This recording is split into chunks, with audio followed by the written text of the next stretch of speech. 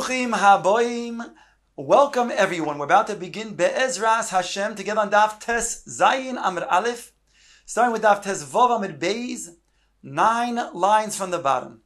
The Gemara had established that Rabbi Yochanan says that the Mishnah is only a machlokes between Rabbi Meir and Rabbi Yossi, whether you can burn Truma Tahara Imatmeya in the beginning of the 6th hour. But in the beginning of the 7th hour, then Rabbi Yossi would agree that you could do so. Ask the Gemara, if so, that you, Rabbi Yochanan, are learning that Rabbi Meir learns his din, that you can burn Truma Tameya, Imatahara, in the beginning of the 6th hour, together, and he learns it from the words of Rabbi Chanina in our Mishnah, then my moide. Why does Rabbi Yossi then turn to Rabbi Meir and say to him, but Rabbi Yoshua is moide, that when it comes to Truma Tameya, you can't burn it with Truma Tahara. Only if it's Truma that's Safek Tahar, Safek Tameh, can you burn it with Truma Tameya. Why does he bring Rabbi Yoshua? What does that have to do with the Shita of Rabbi Meir? Explains the Gemara, Hachi Ka'amar Le. This is what Rabbi Yossi was saying back to Rabbi Meir. Rabbi Yossi was saying to Rabbi Meir, Afilu the Rabbi Yoshua, the Mekel. Even Rabbi Yoshua, who is the Mekel opinion in regards to then not being Shoimer Truma, who allows you to be Metamet Truma, Ki Mekel betluya v'tmeya. That's only when it's tluya, when something is Safek Tameh, Safek Tahar. Then you can burn it with Tmeya. Aval betahara v'tmeya lo. But even Rabbi Yoshua, who's Mekel, does not allow you to burn Truma Tameya with Tahara. That you cannot do. Ihochi. Now the Gemara asks, if it's so that you're saying that Rabbi Yossi agrees with Rabbi Meir in the beginning of the 7th hour, that means to say that he agrees that when it comes to an Isser of Chametz Di'araisa, then there's no requirement to be Shoimer Truma. If that's so, Amai Eina Hi Amida, why is it not a good comparison? That means why then does he not also learn out, just as Rabbi Meir does, from Rabbi Chanina? From the case of Kachim, when it's a Shlishi, it can be burned together with Kachim, that's a Rishon. Mido Umidahi, it's a very good comparison. And therefore Rabbi Yossi should also agree that in the beginning of the 6th hour, the same way that you can go ahead and say that in the beginning of the 7th hour, you can burn the two together, you can also burn it in the beginning of the 6th hour. Because what did Rabbi Meir learn from Rabbi Chanina? That Kachim, that is a Shlishi, that's Midira Banan, can go ahead and be burned together with that which was Nitma as a Rishon De'araisa. So you should also then permit that as well in the beginning of the 6th hour when it comes to only Dirabanan in Isser of Chametz, that you should also go to burn the Truma Tahara with the Tmeya. Or Rabbi Yirmiyahu, Hacha bebasar shenitma b'mashkin, shenitmu b'machmas sheretz. Here, Rabbi Yirmiyahu is mechadesh, the type of basar kachim as a shlishi that we're talking about was nitma by mashke. And that's how it became then tameh. So the words of Rabbi Yirmiyahu are that this basar that was nitma by mashkin, shenitmu machmas sheretz. That means he's saying that the sheretz, which is the avatuma, then touched in his language, came in contact with mashkin, which would make the mashkin into a rishon, and the mashkin came in contact with the basar. But that would be problematic, because that would mean that the basar would only be a sheni. And we had already proved in the Mishnah that we must be talking about the basar being a shlishi, because the words of Chanina in our Mishnah is that we're mimoisif tuma al tumasai. That means if it was already a shlishi, and it became a sheni, but if it was a sheni, and became a sheni, there's not any hoisafa of tuma. So we must be adding another prat that is not stated over here. That the avatuma, the sheretz touched, came in contact with the kli, a kli that was now a rishon. The rishon then came in contact with the mashke, making it into a sheni. Now the mashke comes in contact with the basar, making the basar shlishi. That's the basar that Rabbi Chanin is talking about. That shlishi, that basar, is now, which was nitmez by a mashke, is now can be burned with a rishon. Says the Gemara, and therefore this explains why Rabbi Yossi cannot agree that the comparison is true also in the beginning of the 6th hour. Says the Gemara, V'oz the Rabbi Meir l'tamei, Rabbi Yossi l'tamei. Each one goes according to his reasoning. In other words, Rabbi Meir explains according to his reasoning, and therefore is a good comparison with the case of Rav Chanina. Whereas Rabbi Yosi goes with his reading, says it's not a good comparison. As follows. Rabbi Meir goes according to his reasoning. Do Omar Tumas Mashkin Letame Acherim Dirabonon. Rabbi Meir learns that mashke is only metame midirabonon. And therefore that means that the mashke that was metame, this bosar kochim, made it into a dirabonon tuma, whereby Rabbi Chanina is saying you can take the kochim that's nitma dirabonon, which is a shlishi, and burn it together with that which is tameh as a rishon di'araisa. Then Rabbi Meir can learn from those words to our case of chametz, that in the beginning of the 6th hour, when it's only midirabonon, that midiraisa, it's really not aser. So there, since we have a precedent from the case of kachim, that merely midiraisa, the kachim is not going to be tamei, only midirabonon. So we can say over here that in the case of chametz, midirabonon is enough to allow it to then be burnt together with the truma temeya. Whereas Rabbi Yossi goes according to his shita.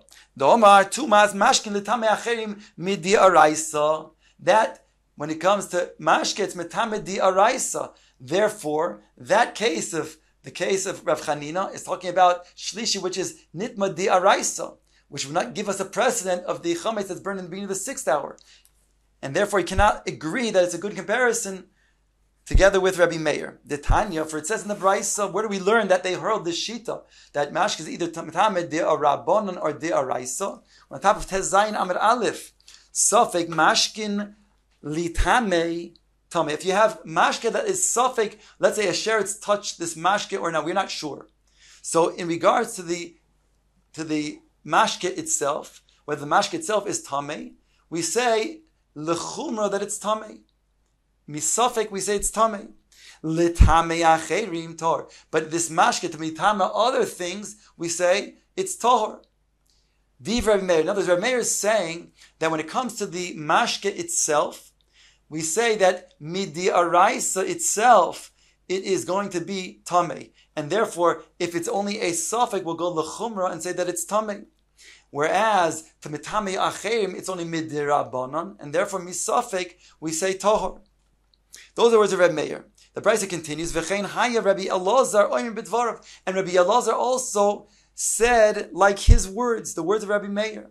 The Brisa continues, Rabbi Yehuda oimer lekol tami. Rabbi Yehuda argues and says, everything is tami midi araisa. Both the mashke itself, as well as the fact that it will be metame. And therefore, if he has a suffix, in this case, of the mashke, whether it was tamei or not, we'll say that it itself is tamei, and that which it touches is also rendered tamei. Misafek l'chumra. The Brisa continues, Rabbi Yossi, Rabbi Shimon oimrim, lo'oichlin tmein lekelim toirim. Rabbi Yossi and Rabbi Shimon both say that not only is it tamei in itself, but when it's metame oichlin, it's also tamei. In other words, that's also midi araisa. Whereas lekelim toharin, it doesn't have the power to metame kelim midiraisa, only midirabon, and therefore misafek, they are tohor. That's the adkan, the brisa, and if you've learned from this brisa already, we see that the brisa has told us the two shitas. The shita aleph of Rabbi Meir, that says that it's not metame acheri, mashke is not metame acheri midiraisa, only midirabonon. And the shita of Rabbi Yosef that says, when it's metame oichel, it's metame di araisa. Says the Gemara, v'sov Rabbi Elazar mashkin Isluhu Tuma Ba'olam. Asked the Gemara, does Rabbi Elazar that's recorded here in this brisa hold that it itself is Tamei? V'hatanya Rabbi Elazar Oimer Ein Tuma Lamashkin Kol. But we have another brisa that brings the sheet of Rabbi Elazar that says that when it comes to mashke, it's not metamet kol iker. It's an Ein Tuma Lamashkin Kol Iker. Teidan, he brings a proof. Sharei Heid Rabbi Yosef ben Yoezer ish tzreido al el kamtzo dochan. He testified about a certain type of grasshopper called an el kamtzo, that it's dochan, that is pure, it is kosher. The al mashkin beis mitbachayo dochan. And he also testified about the mashkin that would come from the beis hamitbachayo in the beis hamikdosh. That's the place where they shechted the animals.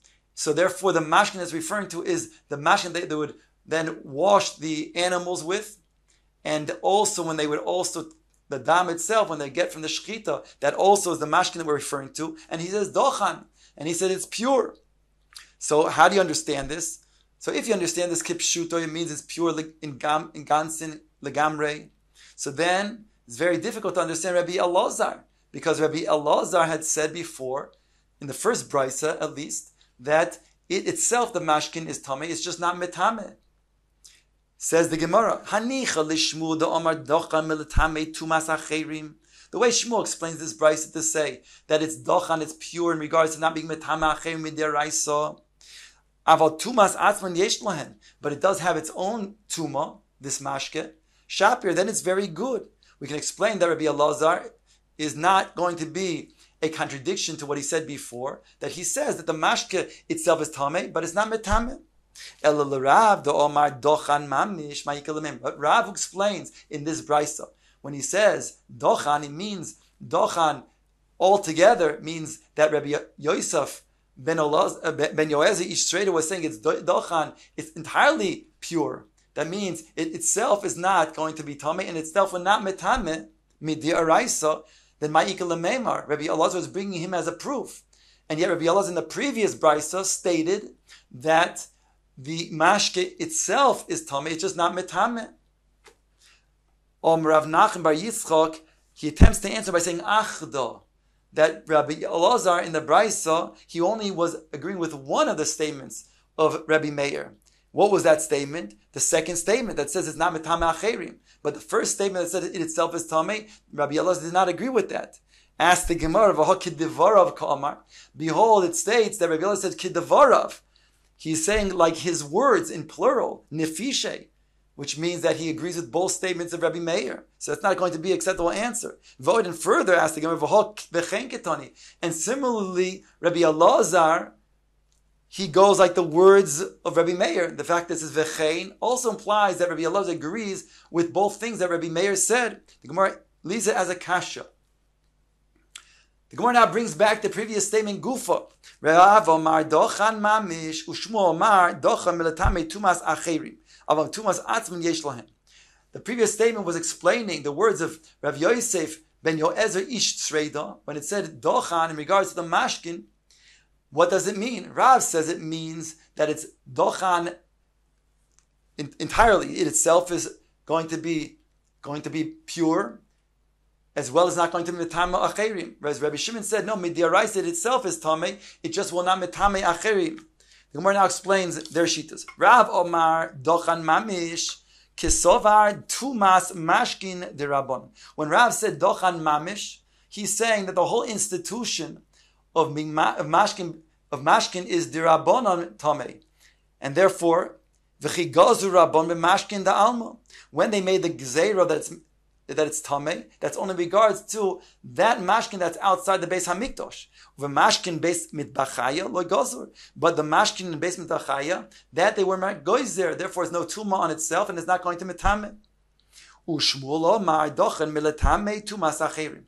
Shmuel, who said that it's dochan only regard to mitame acherim, about tumas atzman yesh lahen, but it has its own tuma. It's not mitame acherim. Kesover tumas mashkin atzman deraisa. Shmuel hold that the tuma of mashkin in itself will be deraisa. Letame acherim deraban, but to mitame other things it will only be midirabonon. V'chigozer rabon b'mashkin da'almo. B'mashkin beis matbachaya lo gozer. When they were making the gzeira outside the Beis Hamikdash, they made the gzeira of mashkin, that is metama acherim midrabanan, but in the Beis Hamikdash they didn't make a gzeira, and therefore there was not metama acherim at all. V'chiloi gozer rabbanan l'tmuya acherim avot tumas atman yesh lahem. That's in regards to metama acherim, but even the Beis Hamikdash in itself, it's deraisa, the mashkin. Omar le Rav Huna bar Chanina. But when you go into the Beis HaMedrash Rav Papa, Rami lay asking the following question: Are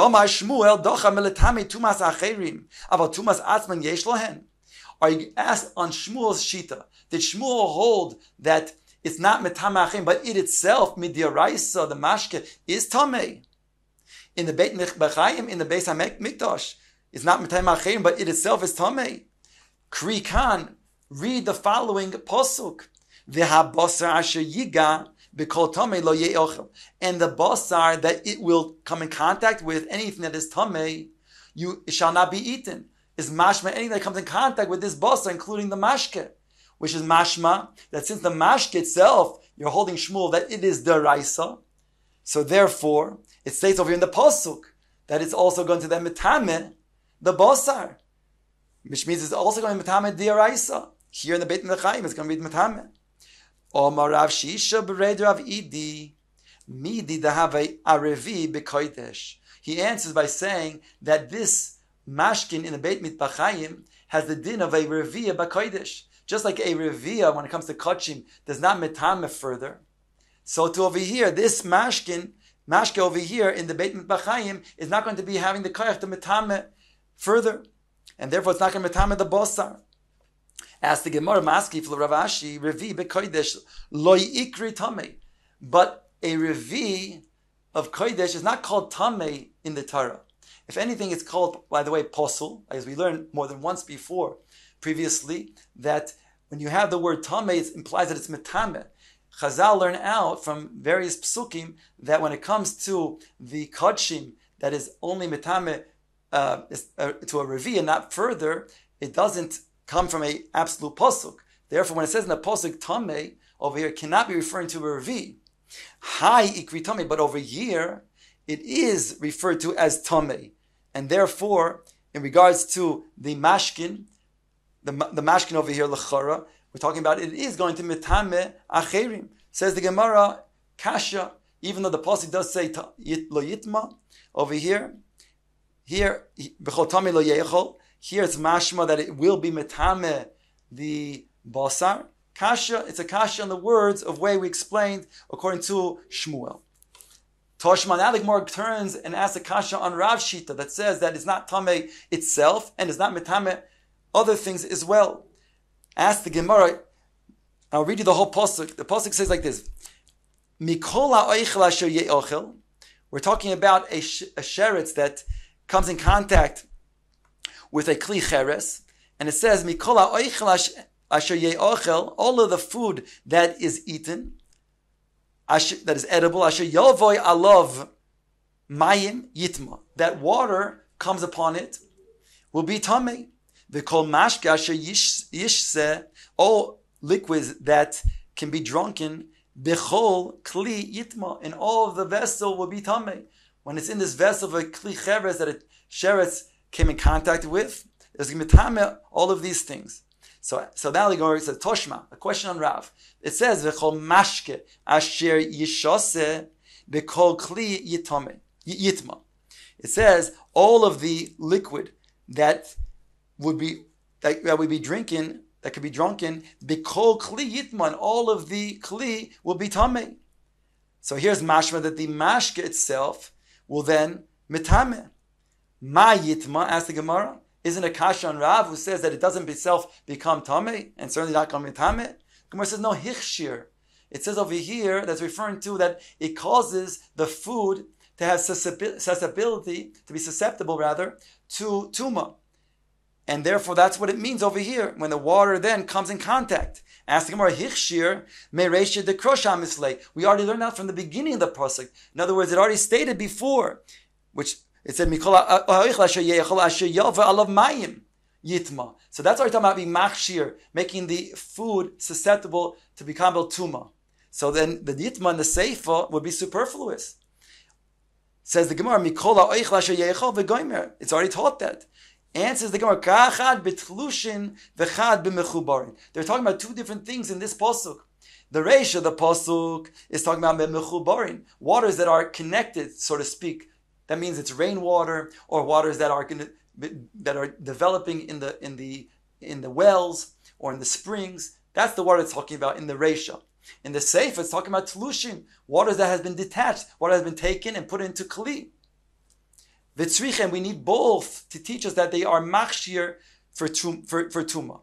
The iyashmi'inim betlushin. If I only came to her here, the case of tlushin, water that has been taken to a kli, mishum dachshavinu, I would say, since people need that water, therefore they gather and put into a kli. It has chashivus. That type of water can be machshir a oichel to allow it to be susceptible to become the Mekabel Tuma. About Mechubarin, Emaloi. When it comes to regular water that has been gathered in the puddles or from the rain or in the springs, that cannot make Hechsher Tuma. Vitana Mechubarin, and if I only had the case of Mechubarin, Mishum Dekaim Beduchtayu Chashiva. Obviously, since it's in its original natural place of its spring or of its well, then I would say it has the power to then make machshir an oichel to mekabel tuma and make it susceptible. About tlushin emaloi, but tlushin not. Tzrichi, and therefore we need them both. The Gemara asks another question on Rav Toshma. Ach mayan ubor mikve mayim yetohor. It states over in the pasuk, only a spring and a cistern of gathering of water, that itself, it says, will be tohor. So you see over here that will be tohor. But if it's going to be mayim that is tulushin, that which is tulushin is going to be tameh. It's going to be make it tameh. Ask the Gemara, ma yet tohor? It's a kashan Rav, lachar, because Rav says that it'll always remain tohor. And here we're talking about that in regards to the mayim, that only if that water which is gathered with some mechubarin is tor, but tlushin is mashma, that it's not going to be tor. Says the Gemara, maye tor doesn't mean that. It means mitumasa. When a person is tameh and he then is nitbal in a mikveh of mayan or bor mikveh, then in a natural source of water, that will then allow him to become tahor. But if it's going to be water that's mayim she'uvin, that's placed in a kli, that type of water that's tlushin will not allow a person to become tahor.